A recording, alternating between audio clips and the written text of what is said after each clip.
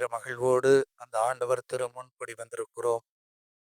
நம்முடைய அன்பு நண்பர் திரு சவரிமுத்து அவர்களோடு சேர்ந்து அவர் அமைத்திருக்கிற இந்த மதர் தெரேசா ஃபவுண்டேஷன் வழியா கடவுள் வறியவர்களுக்கும் ஏழைகளுக்கும் செய்து வரக்கூடிய எல்லா அறப்பணிகளுக்காக இதை செய்ய சொன்னவரும், செய்வதில் ஊக்கம் அளிப்பவரும், செய்வதற்கு தேவையான வளங்களை கொடுத்து நிற்பவருமான அந்த கடவுளுக்கு முன்னால் நன்றி பெருக்கோடு நாம் இன்று வந்திருக்கிறோம். பிரியமான சகோதர சகோதரிகளை, ஏராளமான துறவற தந்தையர்கள், துறவற அருள் சகோதரிகள், மறைமாவட்ட குருக்கள் என கூடி வந்திருக்கிற இந்த வேளையில் தொன்போஸ்கோ சொன்னதாக சலேசியர்கள் சொல்லிக் கொடுத்திருக்கிறார், நீ இளைஞனாக இருக்கிறாய், எனக்கு அது போதும் என்று. திரு அவை எப்போதுமே மக்களை பார்த்து சொல்ல வேண்டும், நீ ஏழையாய் இருக்கிறாய், அது எங்களுக்கு போதும் என்று.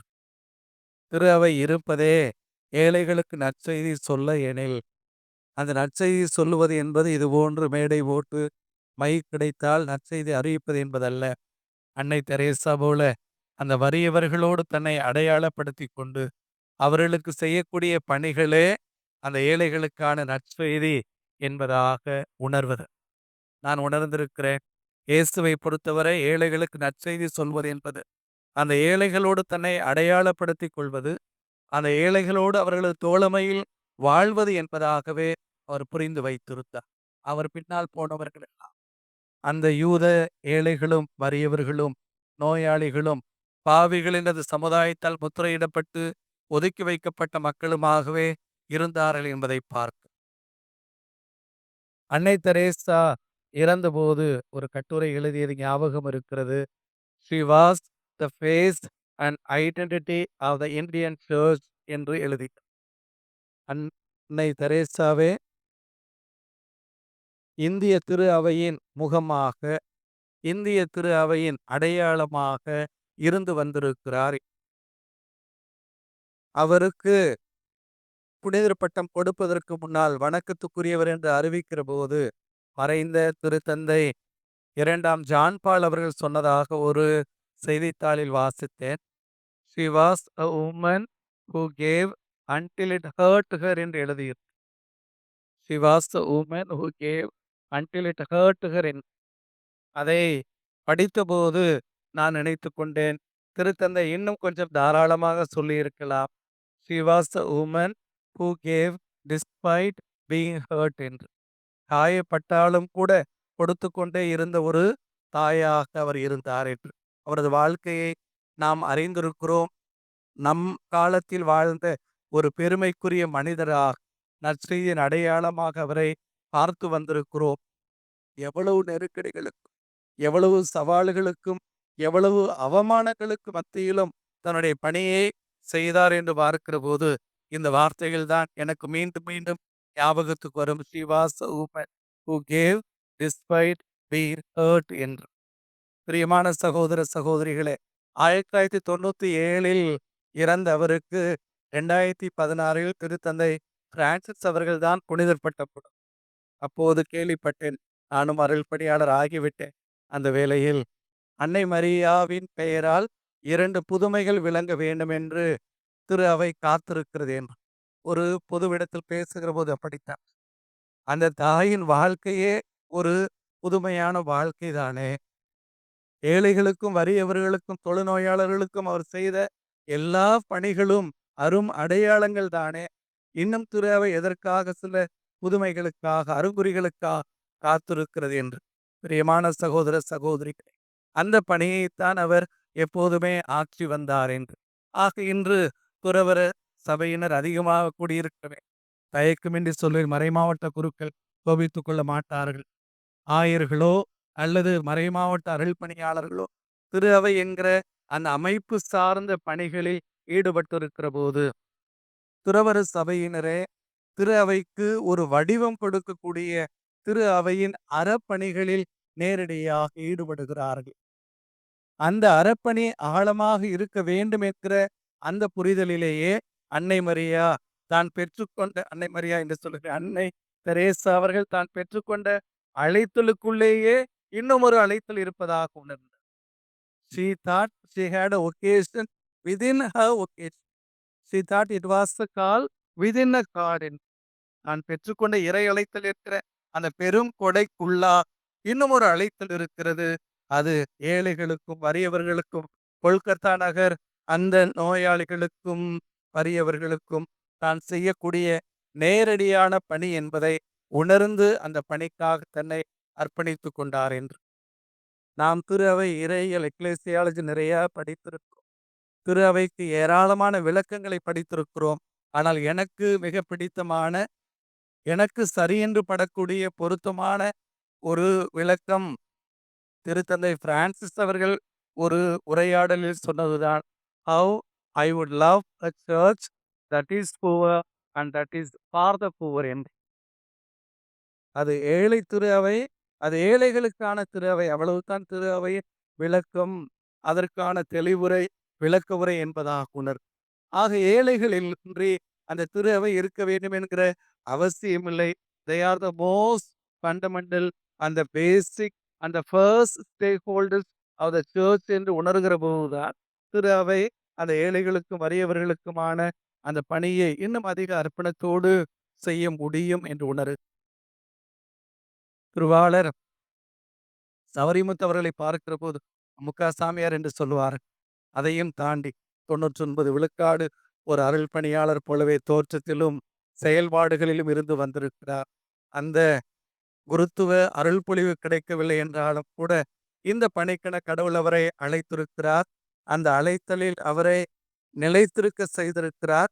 தன் மக்களுக்கான அந்த பணியில் அவரை இன்றும் அந்த கடவுள் வழி நடத்துகிறார் என்கிற உணர்வோடுதான் அந்த கடவுளுக்கு இவரோடு சேர்த்து நன்றி செலுத்த நாம் இன்று கூடி வந்திருக்கிறோம். பிரியமானவர், ஏழைகளுக்கும் வறியவர்களுக்குமான பணி என்பது ஏதோ இப்போது திரு அவை புரிந்து கொண்டிருக்கிற ஒரு புதிய பாதை என்பதாக எல்லா காலமும் கடவுள் தன் மக்களுக்கு கொடுத்த அழைப்பாகவே அது பார்க்கப்பட வேண்டும். எஸ்ஐயா இறைவாக்கு நூல் 58ஆம் அதிகாரம் 7வது இறைவார்த்தை, தனக்கு ஏற்ற நோன்பும் தனக்கு ஏற்ற வழிபாடும் என்ன என்பதாக அந்த கடவுள் சொல்லுகிறார் என்று சொல்லக்கூடிய எஸ்ஐயா சொல்லுவார். பசித்தோருக்கு உங்கள் உணவை பகிர்ந்து கொடுப்பதும், தங்க இடமில்லா வறியோரை உங்கள் இல்லத்திற்கு அழைத்து வருவதும், உடையற்றோரை காணும்போது அவர்களுக்கு உடுக்க கொடுப்பதும் அன்றோ நான் விரும்பக்கூடிய நோன்பு. பசித்தோருக்கு உங்கள் உணவை பகிர்ந்து கொடுப்பது, இடமில்லா வறியவருக்கு உங்கள் இல்லத்தில் இடமளிப்பதும், உடையற்றோரை காணுகிற போது அவர்களுக்கு ஒடுக்க கொடுப்பதுமன்றோ நான் விரும்பக்கூடிய நோன்பு என்று நமக்கு அப்போதே சொல்லப்பட்டது என்று உணர்கிறோம். அதே போல மத்தேயு நற்செய்தி 25ஆம் அதிகாரம் 34வது இறைவாக்கில் வாசிக்கிறோம். மிக சிறியோராகிய என் சகோதர சகோதரிகளுள் ஒருவருக்கு நீங்கள் செய்ததை எல்லாம் எனக்கே செய்தீர்கள் என்று தலைக்கு மேல் அதைத்தான் எழுதி வைத்திருக்கிறார். கடவுளை அன்பு செய்ய முடியும் எப்படி? அடுத்திருக்கிறவரை அன்பு செய்வதன் வழியா. கடவுளுக்கு ஊழியம் செய்ய முடியும் எப்படி? அடுத்திருக்கிற மனிதருக்கு பணி செய்வதன் வழியா, ஊழியம் செய்வதன் வழியாக என்பதை உணர்ந்து திரு அவை இந்த பணிகளை செய்ய வேண்டியிருக்கிறது என்றே நாம் உணர வேண்டும். அன்னை தெரேசாவை பார்க்கிற போதெல்லாம் எனக்கு இந்த இறைவார்த்தை ஞாபகத்திற்கு வரும். கடவுளது பணியை வறியவர்களுக்கான பணியாக செய்ய விரும்புகிறவர்கள் அனைவருக்கும் கடவுள் கொடுக்கக்கூடிய ஊக்கமிகுந்த இறை வார்த்தையாக அதை பார்த்திருக்கிறேன். கொரிந்தியருக்கு எழுதிய தனது 2ஆம் திருமுகம் 9ஆம் அதிகாரம் 8வது இறைவார்த்தையில் புனித பவுலடியார் சொல்லுவார், அன்னை தெரேசாவின் வாழ்வில் உண்மை என்று எண்பிக்கப்பட்ட இறை வார்த்தை, கடவுளது பணியை தொடர வேண்டும் என்று ஆசைப்படக்கூடிய திரு அவையின் பணியாளர்களுக்கெல்லாம் ஊக்கமும் நம்பிக்கையும் தரக்கூடிய இறைவார்த்தை. அவருடைய சொல்லுவார், கடவுள் உங்களை எல்லா நலன்களாலும் நிரப்ப வல்லவர், எந்த சூழ்நிலையிலும் எப்போதும் தேவையானதெல்லாம் உங்களுக்கு தருவார், அனைத்து நற்செயல்களையும் செய்வதற்கு தேவையானது உங்களுக்கு மிகுதியாகவே கொடுப்பார் என்று சொல்வார். உங்களுக்கு தேவையானதையும் கொடுப்பார், பிறருக்கு நீங்கள் நற்செயல்கள் செய்வதற்கு தேவையான அரசியல்கள் செய்வதற்கு தேவையான அத்துணையும் அந்த கடவுள் தாமே உங்களுக்கு கொடுப்பார் என்று அன்னை தெரேசா இந்த கடவுளது பராமரிப்பை ஆழமாக உணர்ந்திருந்தவர். நாளைக்கு என்ன செய்ய போகிறோம் தெரியாது. இந்த கடவுள் கொடுத்த பணி கடவுள் உடன் இருக்கிறார். 1950 தொடங்கி இன்று ஏறக்குறைய 100 நாடுகளுக்கு மேலா பணி செய்யக்கூடிய ஒரு பெரும் ஆலம் மரம் போல அவர்களது பணி நிறைந்திருக்கிறது என்று பார்க்கிற போது கடவுள் தாமே அவர்களுக்கு தேவையானதை கொடுத்தார். சொல்லுவார், God provides, he who calls provides, he who calls gives என்பதை ஆழமாக உணர்ந்து அந்த பணிகளை திறம்பட கடவுளின் பணியாகவே செய்தவராக அவருக்கு ஊக்கம் கொடுத்தது என்ன? ஊக்கம் கொடுத்தது என்ன என்று பார்க்கிற போது நான் வாசித்திருக்கிறேன். பிபிசி வானொலி மையத்தை சார்ந்த ஒரு நிருபர் ஒரு முறை கொல்கத்தாவுக்கு சென்று அவர் இருக்கிற போது பேட்டி கண்டார். பல மணி நேரம் அவரோடே இருந்தார். அந்த தாய் காலை முதல் மாலை வரை செய்யக்கூடிய எல்லா பணிகளையும் படம் பிடிப்பதாக சொல்லி அதை சார்ந்து அவரோடு உரையாடுவதாக சொல்லி அமைந்திருந்த பேட்டி. அவர் சொல்லுகிறார், காலையில் அந்த தாய் அந்த ஆலயத்தில் அமர்ந்திருப்பதை பார்த்தேன். அந்த தாயை சுற்றி அப்படிப்பட்ட ஒரு ஒளிவட்டம், நான் பிடித்த அந்த படத்தில் அந்த ஒளிவட்டமும் பதிவாய் இருந்தது. அதை கண்ட உடனே கடவுள் மறுப்பாளரான நான் கடவுள் நம்பிக்கையாளன் ஆகி போனேன் என எழுதியிருக்கிறார் தன்னுடைய சுயசரிதை. பிறகு அவரோடு பேசுகிற போது இத்துணை அர்ப்பணத்தோடு ஈடுபாட்டோடு இந்த பணிகளை உங்களால் செய்ய முடிகிறது. ஒரு கையுறை கூட அணியாது தொழுநோயாளரின் அந்த காயங்களையும் அந்த சீழ்வடியக்கூடிய புண்களை கூட உங்களால் துடைத்து நலமளிக்க முடிகிறதே எப்படி என்று கேட்டபோது அவர் சொன்னார், ஒவ்வொரு நோயாளியிலும் அந்த இயேசு ஆண்டவரை பார்.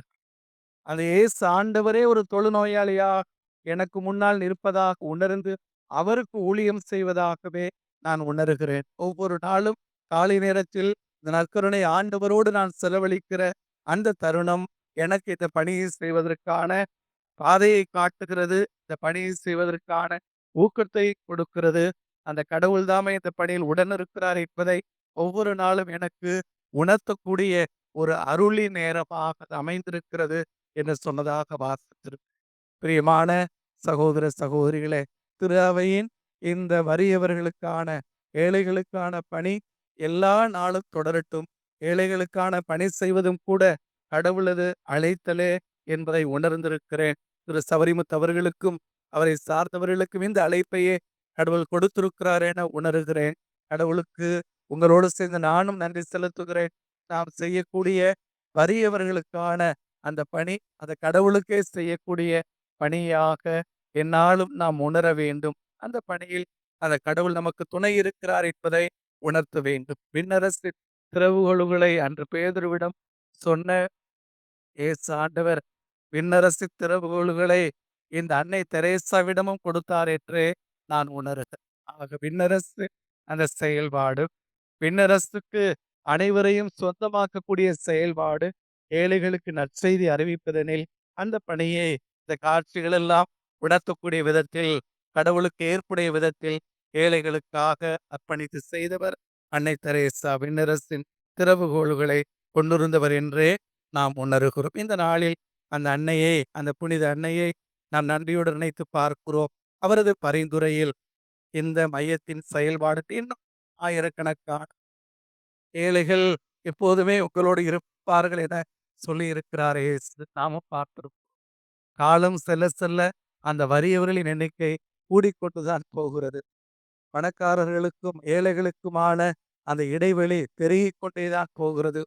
நாம் பணி செய்வதற்கு ஏராளமான தலங்கள் இருக்கின்றன.